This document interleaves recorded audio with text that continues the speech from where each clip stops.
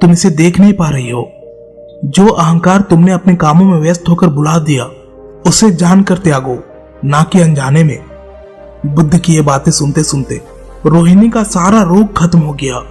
तब बुद्ध ने ये गाथाएं कही कि क्रोध को छोड़े, अभिमान को त्याग दे और इसे अपनी इच्छा से त्यागे और अपने भीतर करुणा को जागने दे। अपने अंदर छोड़ दे उस रोग को, उस क्रोध को, अहंकार को। फिर तुम देखोगे पल भर में तेरा सारा रोग खत्म हो जाएगा। तथागत बुद्ध ने फिर कहा, जो चढ़े हुए क्रोध को भटक गए रथ की भांति रोक लेता है, उसी को मैं सारथी कहता हूं। छोड़ क्रोध को, अभिमान को त्याग, सारे संयोजनों के पा हो जा और इस तरह नाम रूप में आसक्त ना होने वाले तथा अकिंचन पुरुष को दुख संतप्त नहीं करता। अक्रोध से क्रोध को जीते, असाधु को साधु से जीते, कृपण को दान से जीते और झूठ बोलने वाले को सत्य से जीते। सच बोले, क्रोध न करे, मांगने पर थोड़ा अवश्य ही दे। इन 3 बातों से मनुष्य देवताओं के पास पहुंच जाता है। अगर हम आधुनिक मनोविज्ञान से देखें तो उसमें यह बताया गया है कि मनुष्य का मन उसकी बीमारियों का 90% कारण है। हमारे 90% बीमारियों का आधार हमारा मन ही है।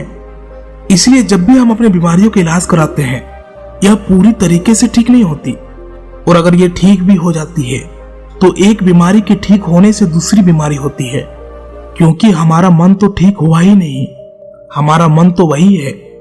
जब तक आदमी अपने मन को नहीं बदलेगा, तब तक वे अपने बीमारियों से छुटकारा कभी नहीं पाएगा। और हमारे जीवन का श्रेष्ठतम क्षण वही होता है जब हम अपने आप को भूल जाते हैं। अपने काम करने के दौरान आपने अक्सर ऐसा देखा होगा कि जब भी आप अपनी कोई पसंदीदा काम करते हैं, तब कुछ क्षण के लिए आप अपने आप को भूल जाते हैं। आप अपने उन कामों में इतने व्यस्त हो जाते हैं कि उस क्षण के लिए आप अपने आप को याद नहीं कर पाते हैं। और एक बात तो तय है कि जहां पर तुम अपने आप को भूले, वहां पर तुम्हारा अहंकार भी चला गया। जिस प्रकार रोहिणी के साथ हुआ था, वे अपने कामों में इतने व्यस्त हो गए थे कि वे कुछ समय के लिए अपने आप को ही भूल गए थे, और इस वजह से उनके भीतर करुणा की भावना आई। तो जैसे जैसे करुणा की भावना आई, वैसे वैसे उनके भीतर से अहंकार, अभिमान चला गया।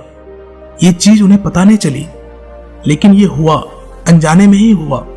तो अपने कामों में इतने व्यस्त हो जाओ, जहां पर अपने आप को भूल जाओ, वहां पर तुम्हारा अहंकार अपने आप चला जाएगा।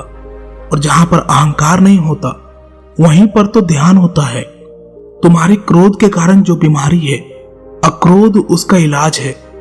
हिंसा के कारण की बीमारी, प्रेम उसका इलाज है। और अहंकार के कारण जो बीमारी है, विनम्रता उसका इलाज है। ये सभी कुछ तुम्हें ध्यान करने से ही आएगा। जब तुम ध्यान करोगे तो तुम्हारे विकार नष्ट होते जाएंगे। काम, क्रोध, लोभ, मोह, अहंकार, अभिमान, ये सभी धीरे धीरे समाप्त होते जाएंगे, क्योंकि ये सभी तुम्हारे मन के रोग हैं।